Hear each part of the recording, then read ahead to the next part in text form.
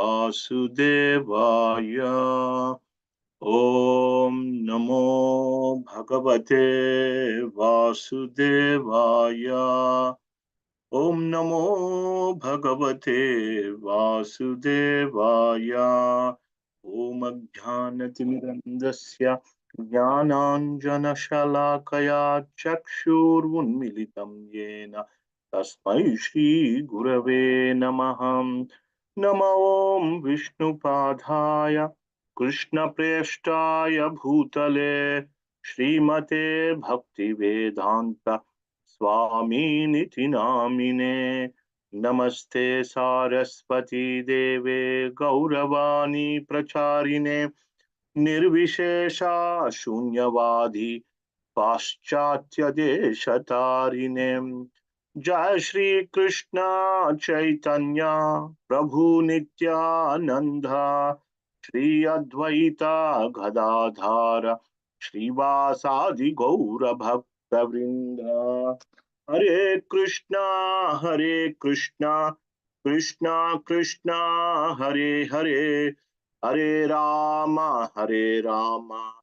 Ram Ram Hare Hare. Hare Krishna, everyone. Okay. So we will be looking at chapter 4 of the 6th canto, entitled Hamsa Guhya prayers offered by Daksha. So if you're in a position to read, please raise your hand so I can request accordingly.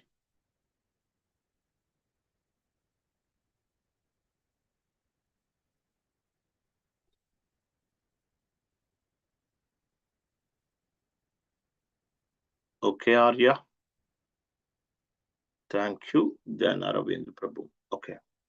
So Arya, you can read the first 15 verses of this chapter.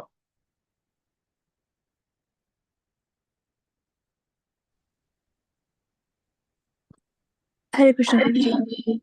The blessed king said to Shukadev Goswami, "My dear Lord, the demigods, demons, human beings, nagas, beasts, and birds were created during the reign of Swayambhuv Manu. You have spoken about this creation briefly in the 3rd canto. Now I wish to know about it elaborately. I also wish to know about the potency of the Supreme Personality of Godhead by which he brought about the secondary creation."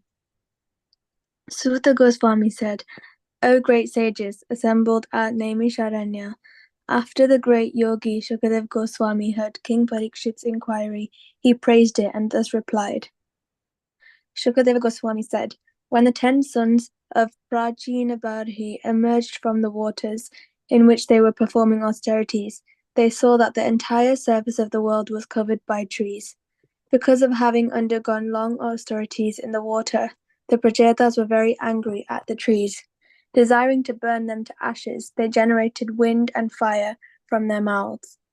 My dear King Parikshit, when Soma, the king of the trees and predominating deity of the moon, saw the fire and wind burning all the trees to ashes, he felt great sympathy because he is the maintainer of all herbs and trees. To appease the anger of the Prajetas, Soma spoke as follows: "O greatly fortunate ones, you should not kill these poor trees by burning them to ashes. Your duty is to wish the citizens, Prajas, all prosperity and to act as their protectors. The Supreme Personality of Godhead, Sri Hari, is the master of all living entities, including all the Prajapatis, such as Lord Brahma, because he is the all-pervading and indestructible master. He has created all these trees and vegetables as eatables for other living entities. By nature's arrangement, fruits and flowers are considered the food of insects and birds. Grass and other legless living entities are meant to be the food of four-legged animals like cows and buffalo. Animals that cannot use their front legs as hands are meant to be the food of animals like tigers, which have claws, and four-legged animals like deer and goats, as well as food grains, are meant to be the food of human beings. O pure-hearted ones, your father, Prajina Barhi, and the Supreme Personality of Godhead have ordered you to generate population. Therefore, how can you burn to ashes these trees and herbs, which are needed for the maintenance of your subjects and descendants? The path of goodness traversed by your father, grandfather, and great-grandfathers is that of maintaining the subjects, prajas, including the men, animals, and trees. That is the path you should follow. Unnecessary anger is contrary to your duty, therefore I request you to control your anger. As the father and mother are friends and maintainers of their children, as the eyelid is the protector of the eye, as the husband is the maintainer and protector of a woman, as the householder is the maintainer and protector of beggars, and as the learned is the friend of the ignorant, so the king is a protector and giver of life to all his subjects. The trees are also subjects of the king, therefore they should be given protection. The Supreme Personality of Godhead is situated as a supersoul within the cause of the hearts of all living entities, whether moving or non-moving, including men, birds, animals, trees, and indeed all living entities. Therefore, you should consider every body a residence or temple of the Lord. By such vision, you will satisfy the Lord. You should not angrily kill these living entities in the forms of trees. One who inquires into self-realization and thus subdues his powerful anger, which awakens suddenly in the body, as if falling from the sky, transcends the influence of the modes of material nature. There is no need to burn these poor trees any longer. Let whatever trees still remain be happy. Indeed, you should also be happy. Now here is a beautiful, well-qualified girl named Marisha, who was raised by the trees as their daughter. You may accept this beautiful girl as your wife. Hare Krishna.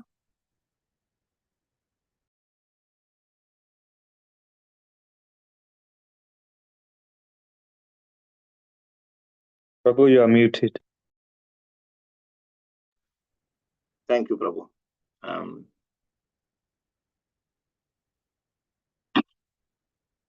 so in the fourth canto of Srimad Bhagavatam, in the last few chapters, there was a discussion about Prachina Barhi and his sons named Prachetas. Okay, so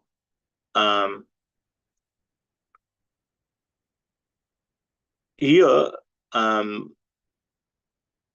it is mentioned that after I'm just trying to connect why Shukadev Goswami came back to the story of Prachetas. I'm trying to just put that in the context. So after Prachetas, then in the fifth canto of Srimad Bhagavatam, we saw what's his name, King Priyavrata. So there was a little break here that Daksha was born to Prachetas, and there was a little break there. So because Maharaj Parikshit had asked questions about the structure of the universe, and Shukadeva Goswami then talked about the structure of universe, and then as a part of that, he also talked about the hellish planets. Then Maharaj Parikshit asked, how one can be saved, saved from going to hellish planets. Then, in that connection, Shukadeva Goswami narrated the story of Ajamil, and he highlighted the potency of pure bhakti and glorified the power of and potency of chanting the holy names of the Lord. But here, in this chapter, Shukadeva Goswami is asking about creation again, a secondary creation. Primary creation means the creation that is done by the Lord, that happened before the existence of Brahma. That is called primary creation, the forming of the universal shell and various planetary system, etc. Before the birth, that is primary creation. And the secondary creation is after the birth of Brahma. Brahma and his sons. They are called progenitors of the human beings. They procreate. So here, our Parikshit Maharaj asked about, my dear Lord, the demigods, demons, human beings, nagas, beasts, birds were created during the reign of Swayambhu Manu. And I wish to know the potency of the Supreme God. Basically, he wanted to understand more about the secondary creation.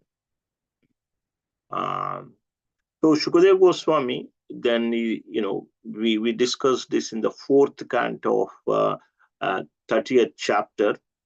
We discussed at a length about Prachetas, story of Prachetas. There was a king called Prachina Barihi. He had 10 sons.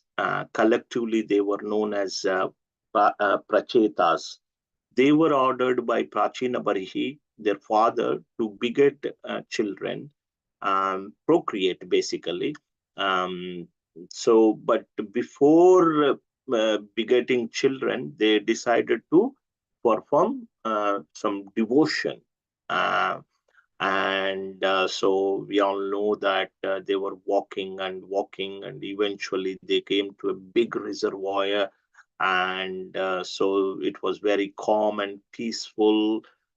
These 10 Prachetas siblings, they entered, they were about to enter into that waters of the reservoir. Then they saw Lord Shiva appeared there, and Lord Shiva, instructed a prayer called Rudra Gita, and so he blessed them. So then he asked Prachetas to repeat that prayer constantly, and these Prachetas entered into that water and they kept on chanting for 10,000 years this prayer within the waters of this reservoir. So after 10,000 years of chanting that prayer, they saw the Lord face to face within the waters of that reservoir. Lord Vishnu, he came on riding Garuda there. He gave his beautiful darshan to the Prachetas. So, and then what happened? So after they saw the form of the Lord, they had the vision of the Lord, then they came out of the reservoir. As I mentioned, they performed austerities for 10,000 years. But in the meantime, the entire surface of the world was covered by trees. His father left this world. Their father left this world, Prachina Barihi, and there was no ruler for some time. And as a result of that, the entire surface of the earth was covered by trees. So when they came out, they saw trees everywhere. There is no land for growing some food grains and other vegetables, eatables, etc. There were trees all over. So they, desiring to burn them into ashes, they generated wind and fire from their mouths. But rather than burning some trees, the wind blew everywhere and it started to burn so many trees. So that time, the moon god Soma, his name is Soma, he is the king of the trees because he is the predominating deity of the from moon they get the nourishment. So he's called king of the trees. So he saw this fire and wind, and he just came down, and he pacified Prachetas, um, not to, please, don't become angry. It's you have done, enough. You have burnt enough trees. Now you can stop this. And then he said that marry this girl called Marisha.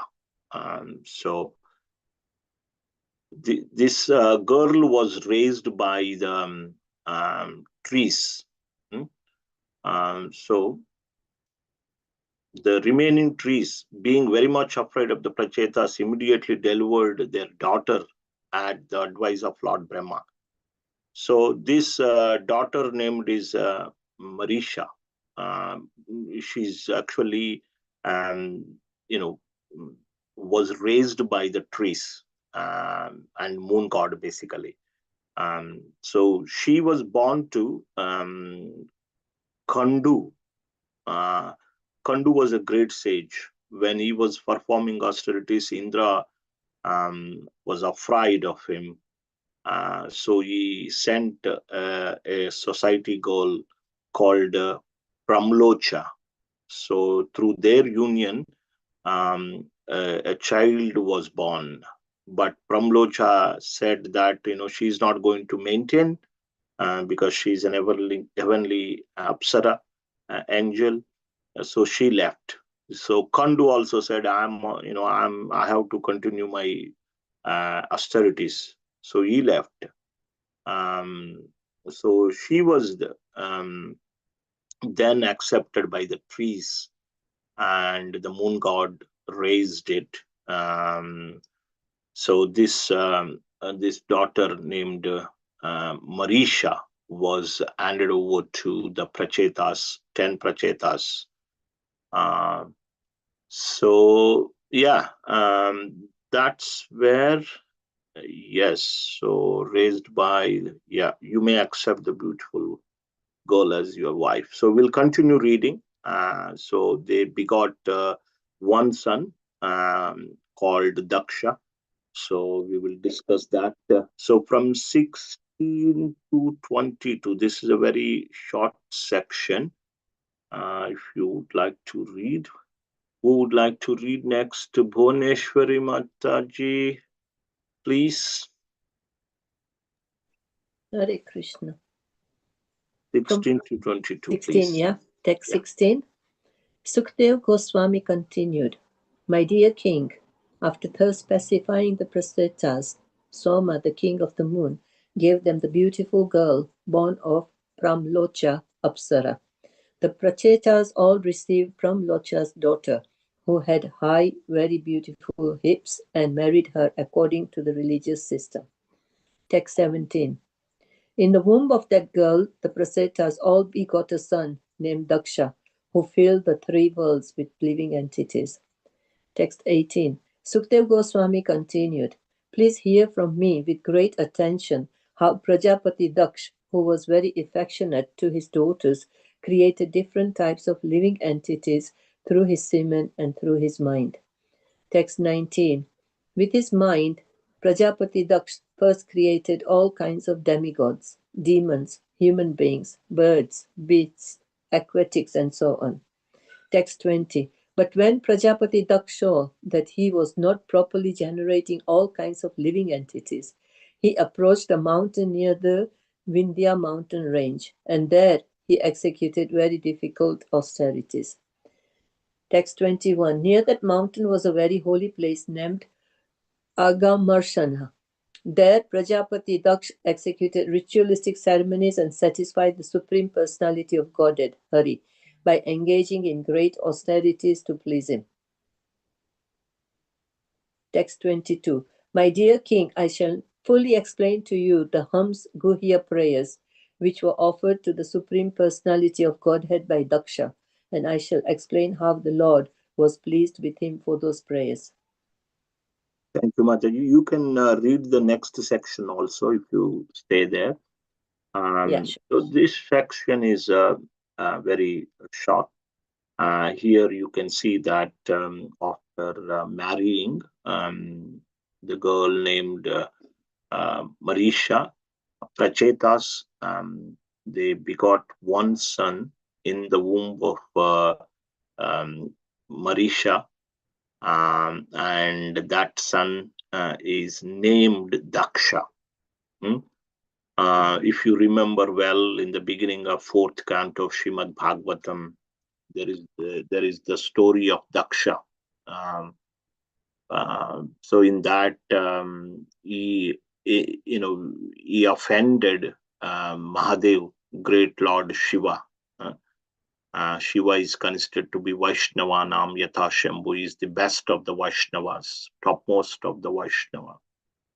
Uh, and so he offended Lord Shiva. So as a result of that, he lost his head, he lost his beautiful body, and he got the goat head. That happened in the first Manvantara. So we are in the seventh Manvantara. This Daksha insulting Lord Shiva, offending Lord Shiva, actually occurred in the first Manvantara. So he also got goat head immediately, within the same Manvantara. You know that it's he could not carry on his sacrifice. He was given goat head, etc. So, but because he offended a Vaishnava, he had to take birth again. He did not go back to Godhead. He was not, you know, delivered. So he was given another chance here. So this time, his name again, Daksha, same name came. Same name was given to him. So this is the third birth. First, and this birth occurred, it is said, in the sixth Manvantara. So first first birth was in the Swayambhu Manvantara, first Manvantara, and this one third birth in the sixth Manvantara called Chakshusha Manvantara. So he was born again as a son of Prachetas and Marisha. So initially, Daksha again, in the previous life also, he was a progenitor, procreator, basically. He's called patriarch or Prajapati. So his function is to procreate, increase the population of this world. So initially, he created many demigods, demons, human beings, birds, beasts, aquatics, etc. But he was not satisfied, and that he could see that world is not filled with the living entities fully as per his expectations. So then he decided to undergo some austerities, some penance. He decided to perform some difficult austerities at the Vindhya mountain range. It is a place called Agamarshana. Agamarshana. Agamarshana. So this is the place. There, Daksha decided to execute his austerities to satisfy the Supreme Lord Sri Vishnu. And as part of that austerities, he decided to offer some prayers. He did not compose these prayers. These were part of the Vedic, like Shri Sukta, Purusha Sukta. They were part of standard prayers given in the Vedas to glorify the Supreme Lord. So he repeated those prayers. So they are called Hamsaguya prayers. And Daksha offers these prayers in glorification of the Lord. So we'll read these prayers from 23 till 34. So Mataji, Bhuneshwar Mataji, please, you can continue reading these prayers. Thank you. Text 23. Prajapati Daksha said, the Supreme Personality of Godhead is transcendental to the illusory energy and the physical categories it produces. He possesses the potency for unfailing knowledge and supreme willpower, and he is the controller of the living entities and the illusory energy. The conditioned souls who have accepted these material manifestations as everything cannot see him, for he is above the evidence of experimental knowledge. Self-evident and self-sufficient, he is not caused by any superior cause. Let me offer my respectful advances unto him. Text 24. As the sense objects, form, taste, touch, smell, and sound, cannot understand how the senses perceive them, so the conditioned soul, although residing in his body along with the supersoul, cannot understand how the supreme spiritual person, the master of the material creation, directs his senses. Let me offer my respectful advances unto that supreme person who is the supreme controller. Text 25. Because they are only matter, the body, the life as, the external and internal senses, the five gross elements and the subtle sense objects, form, taste, smell, sound, and touch, cannot know their own nature, the nature of the other senses, or the nature of their controllers. But the living being, because of his spiritual nature, can know his body, the life as, the senses, the elements, and the sense objects, and he can also know the three qualities that form their roots. Nevertheless, although the living being is completely aware of them, he is unable to see the Supreme Being, who is omniscient and unlimited. I therefore offer my respectful advances unto him. Text 26. When one's consciousness is completely purified of the contamination of material existence, gross and subtle, without being agitated as in the working and dreaming states, and when the mind is not dissolved as in susupti, deep sleep, one comes to the platform of trance. Then one's material vision and the memories of the mind, which manifest names and forms, are vanquished. Only in such a trance is the Supreme Personality of Godhead revealed. Thus, let us offer our respectful advances unto the Supreme Personality of Godhead, who is seen in that uncontaminated transcendental state. Text 27 to 28. Just as great learned Brahmanas, who are expert in performing ritualistic ceremonies and sacrifices, can extract the fire dormant within wooden fuel by chanting the 15 Samidani mantras, thus proving the efficacy of the Vedic mantras, so those who are actually advanced in consciousness, in other words, those who are Krishna conscious, can find the Supersoul, who by his own spiritual potency is situated within the heart. The heart is covered by the three modes of material nature and the 9 material elements. That is, material nature, the total material energy, the ego, the mind, and the 5 objects of sense gratification, and also by the 5 material elements and the 10 senses. These 27 elements constitute the external energy of the Lord. Great yogis meditate upon the Lord, who is situated as the Supersoul, Paramatma, within the core of the heart. May that Supersoul be pleased with me.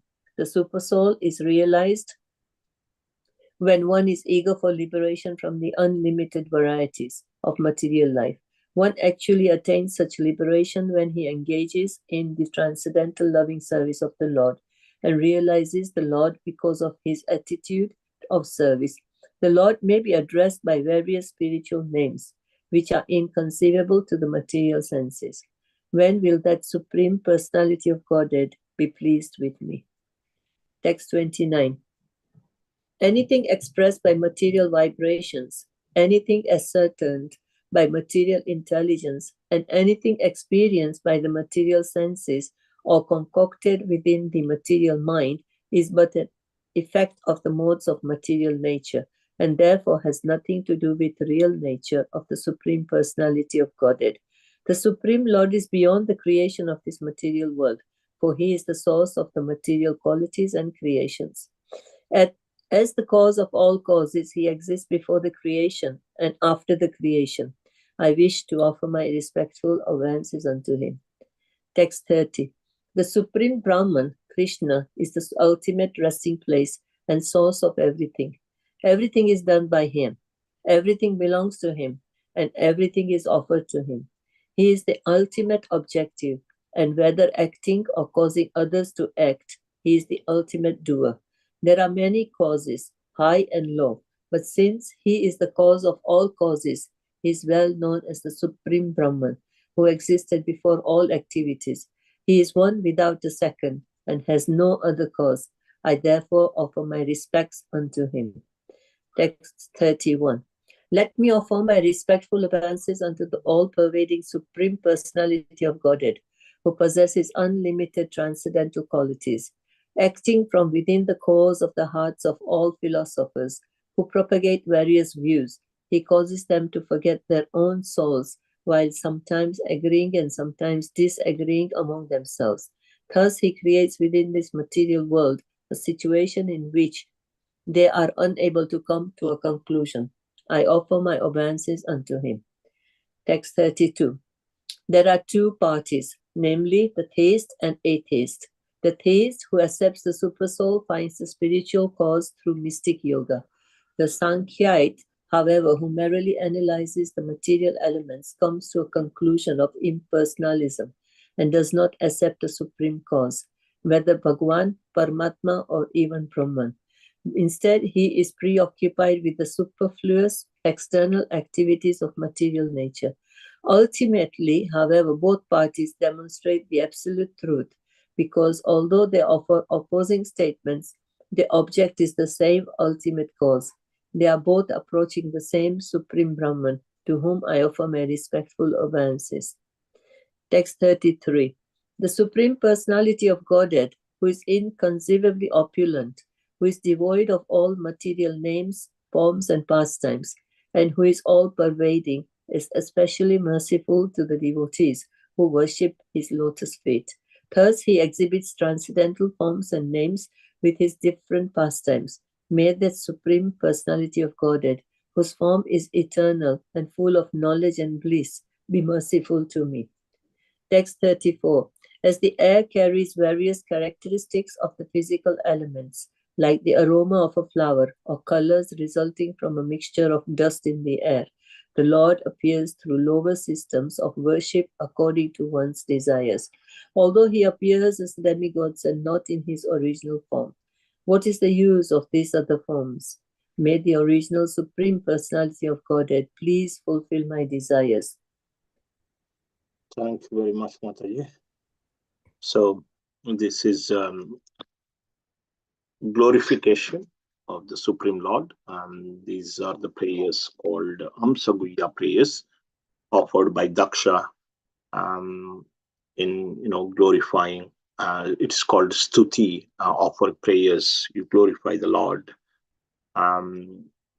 Here you can see Daksha in these prayers. They talk about Lord being the unlimited cause of all causes, and although the living entity, the Supreme Lord is within living entity as a witness. He's seated in everyone's heart. The living entity does not know him, but if the living entity takes the shelter of the Supreme Lord through by surrendering to spiritual master, then he can realize that Supreme Lord seated in his heart. So there are other various statements mentioned like that. So let me just go and see.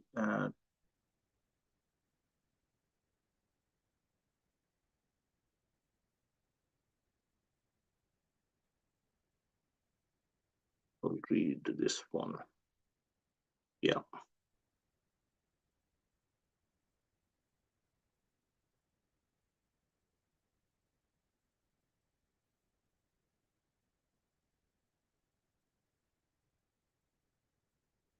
Yeah, so with the blunt material senses, you cannot understand the glories of the Supreme Lord. But when the senses are purified by, by chanting, by accepting prasadam, you can understand the senses become pure, and then you can understand and appreciate the greatness of the Lord.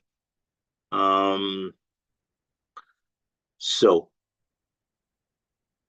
And he also mentioned about the Brahman feature, which is being all pervading, and there is Bhagavan feature, is the source of all of them.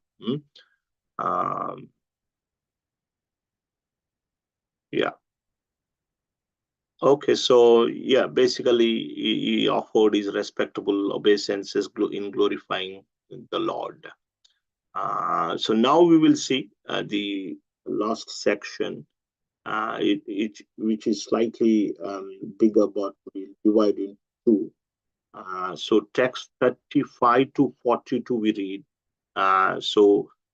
Lord Vishnu appeared to, he gave his audience to Daksha. So from 35 to 42, that's been described. So who would like to read this section? Shall I read, Prabhuji? Yeah, please, please, please.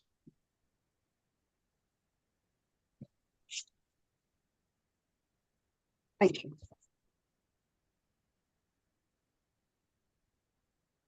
Sri Sukadev Goswami said, the Supreme Personality of Godhead, Hari, who was extremely affectionate to his devotees, was very pleased by the prayers offered by Daksha, and thus he appeared at that holy place known as Agamarshana. O Maharaj Parikshit, best of the Kuru dynasty, the Lord's lotus feet rested on the shoulders of his carrier Garuda, and he appeared with 8 long, mighty, very beautiful arms. In his hands he held a disc, conch shell, sword, shield, arrow, bow, rope, and club in each hand, a different weapon, all brilliantly shining. His garments were yellow, and his bodily hue deep bluish. His eyes and face were very cheerful, and from his neck to his feet hung a long garland of flowers.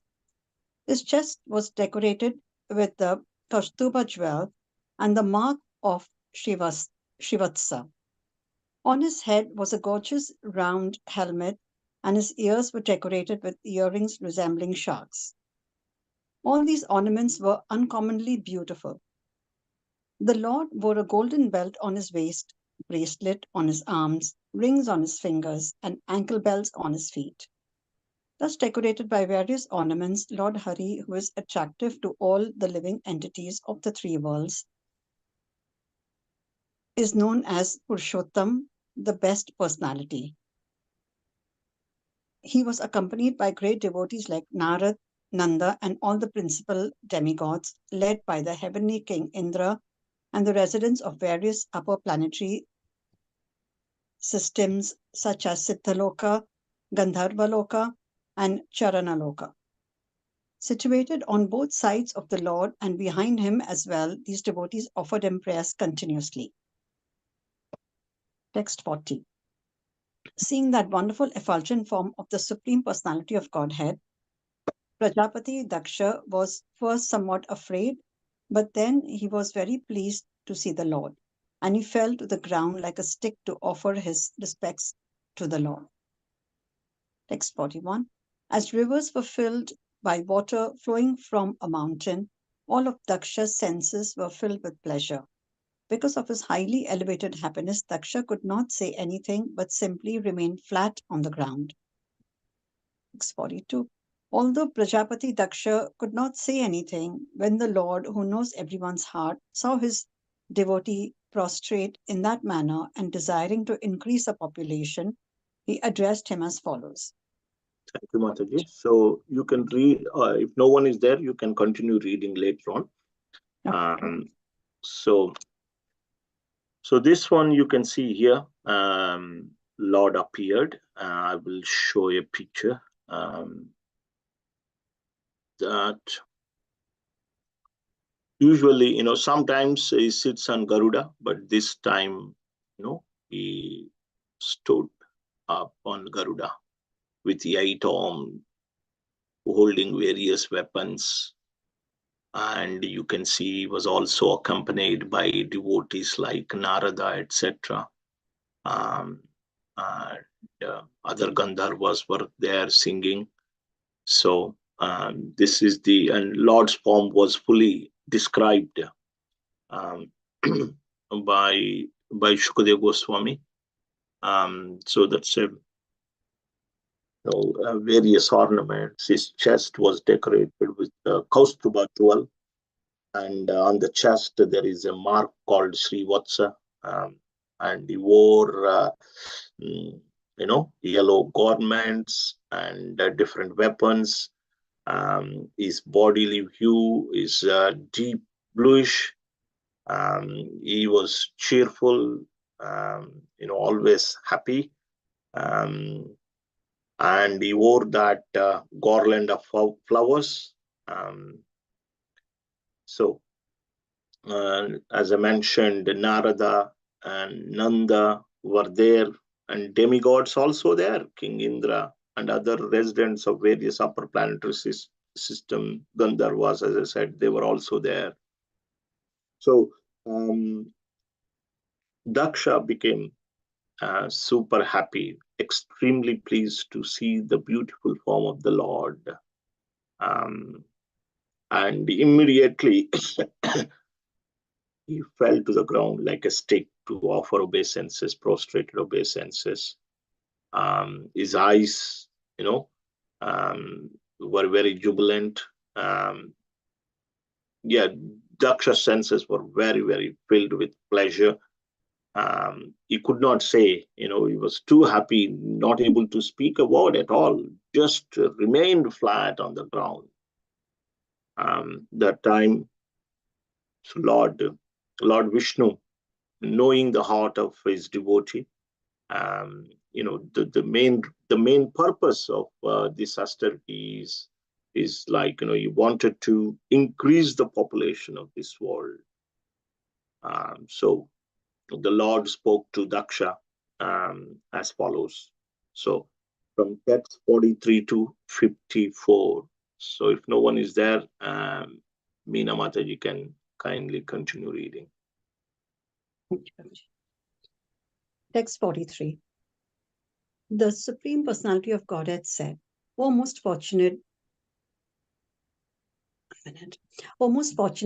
Pratyatesa, because of your great faith in me, you have attained the supreme devotional ecstasy. Indeed, because of your austerities combined with exalted devotion, your life is now successful. You have achieved complete perfection. Text 44. My dear Prajapati Daksha, you have performed extreme austerities for the welfare and growth of the world.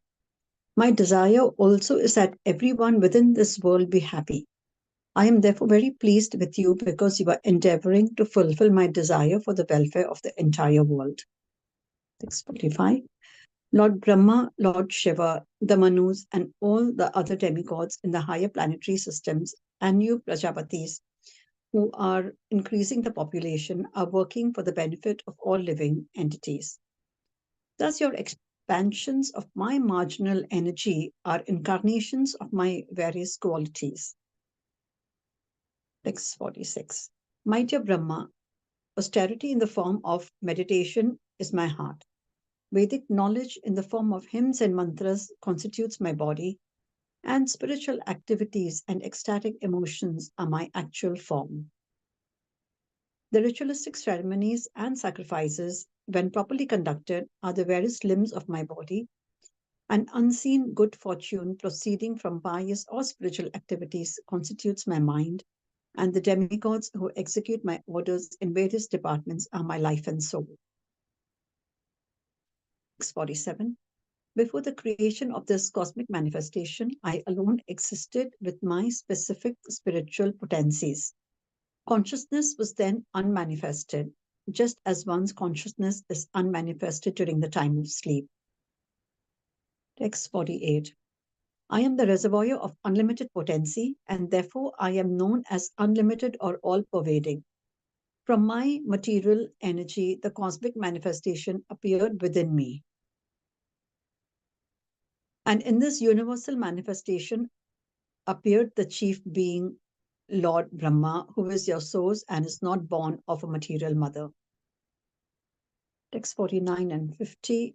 When the chief Lord of the universe, Lord Brahma, Swayambhu, have been inspired by my energy, was attempting to create, he thought himself incapable. Therefore, I gave him advice, and in accordance with my instructions, he underwent extremely difficult austerities. Because of these austerities, the great Lord Brahma was able to create 9 personalities, including you, to help him in the function of creation. Text 51. O my dear Sandaksha, Prajapati Panyachajana has a daughter named Asikni, whom I offered to you so that you may accept her as your wife. Text 52.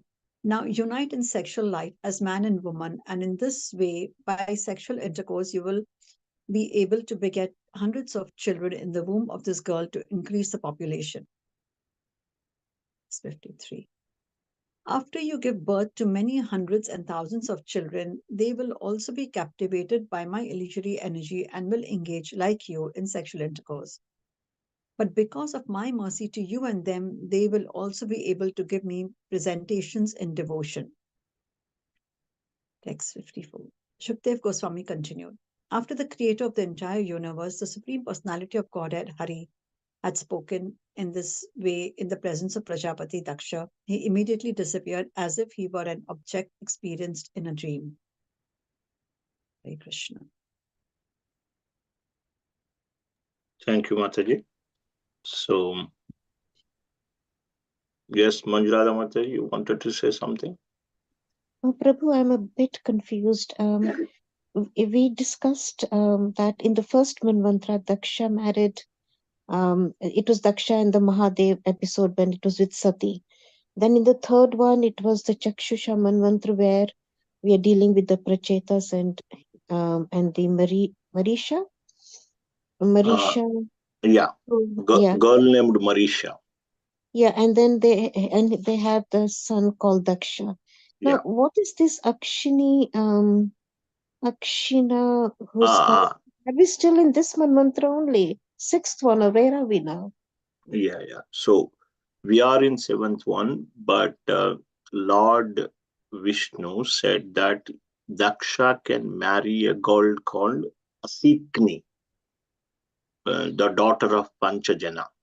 So Acharyas tell us, I was reading the purports, our Acharya Srila Vishnu Chakra Thakur has said that this happened, this Daksha, this pastime that we are reading now actually happened in the 6th Manvantara. 6th Manvantara is like, 71 Divya Yugas, right? So what is your diet? So you have some doubt? No, I was just wondering. So this Daksha is married now to this Akshini. Asikni. Yeah, but he can Asikni. marry. Yeah, so he might have married others as well before marrying this girl, because it is said he begot demigods, human. He created. Actually, yes, you're right. It is said he created in the beginning before marrying this girl named Asikni. He created demigods, demons, and other human beings, birds, etc., through his mind, actually, by man, just by, uh, through his mental power he created. That's what it is meant. And then he married to Asikni. Yeah. Yes, Prabhu. So let me go there. So is Asikni? She's not Parvati now. Definitely No. not. No, this is different. I, So he has married many people. Many. yeah, Daksha, no, Daksha's, one of the Daksha's daughter was Parvati, right? Oh, sorry, That, Daksha's daughter is Parvati. Yes, Satya Parvati. Yes, yes. that in the first Manvantara, not now. That is the first. Sorry, yeah, that's my confusion. But Sorry, yes. yeah, so only thing is that he got the same name. That is confusing. If it Okay. was a different name, it was not so confusing. Yeah. Yes, Prabhu. Okay, thank you. Yeah, thank you. So, and what did Lord speak?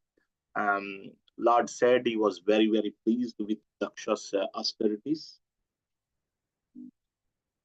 He asked, he actually said that you're all my, potencies. You are like, you are part of my potency, through which I procreate. Mm.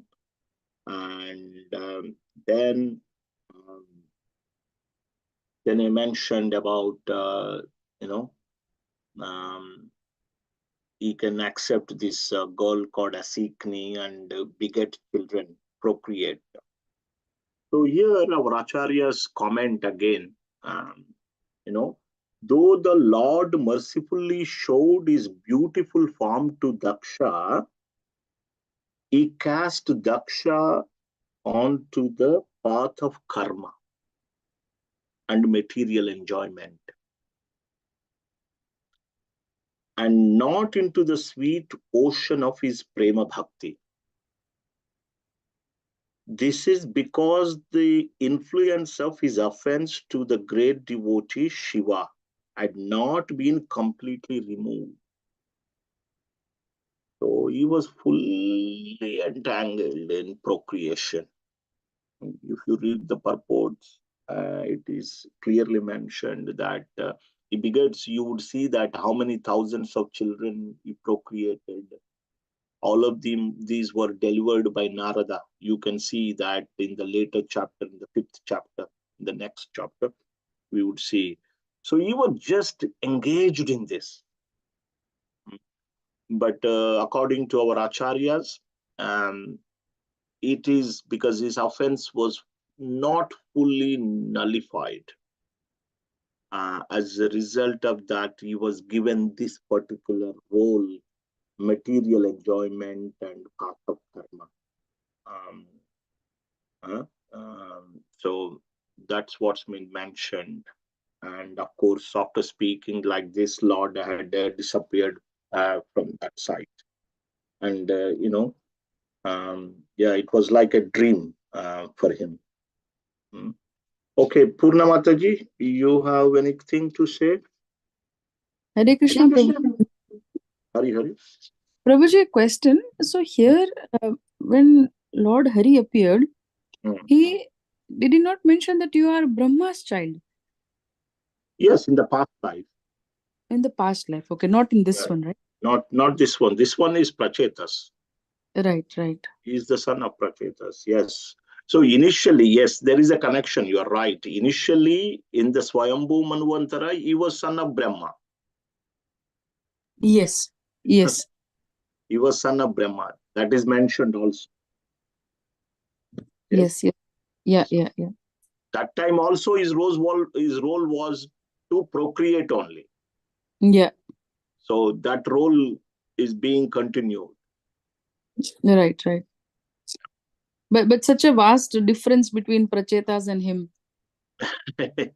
Yes, exactly. So I was thinking, why were Prachetas, they were such a beautiful and wonderful, great devotees. Why were they blessed with Daksha?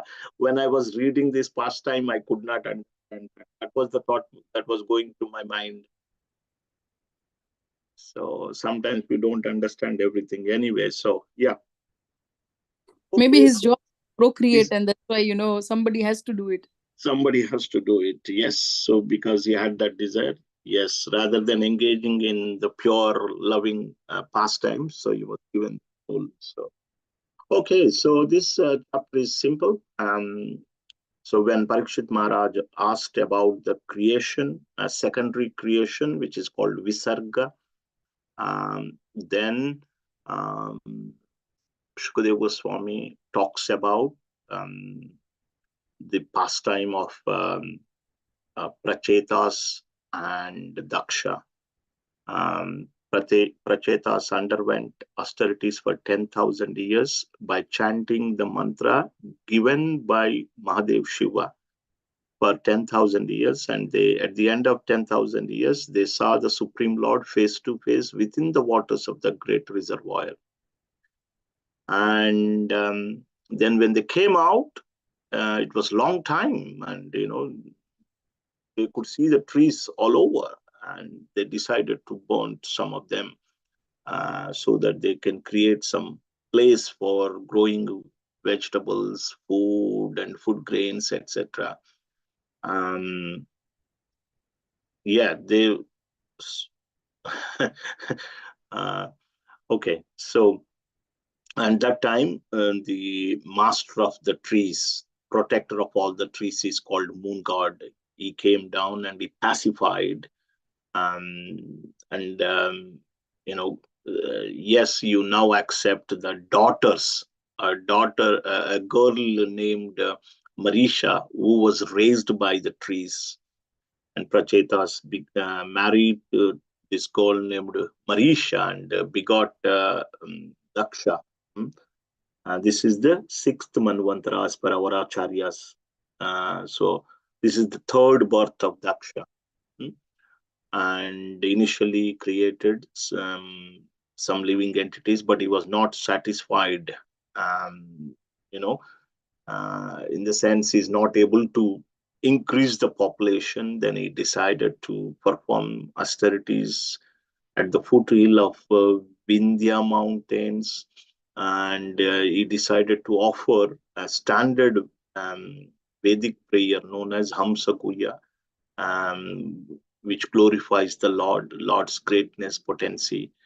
And after offering prayers, by performing austerities, he saw the Lord face to face. Lord came on Garuda, but this time he was standing on Garuda with the 8 arms and wearing, holding various weapons, and accompanied by the demigods, Indra and Gandharvas, Narada, other devotees. They were singing.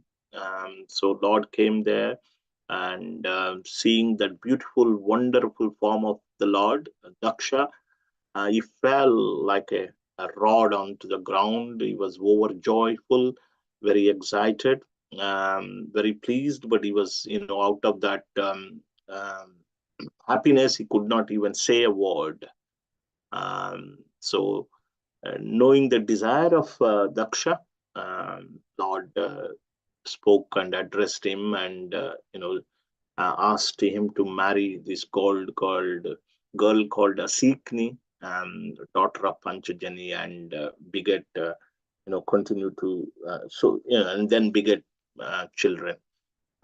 So as per our acharyas, as I mentioned, and that his offense was not fully nullified. That's why he was given this job of procreation through sexual union, and on the path of karma that was given, because he was a great he was offender at the feet of Lord Shiva.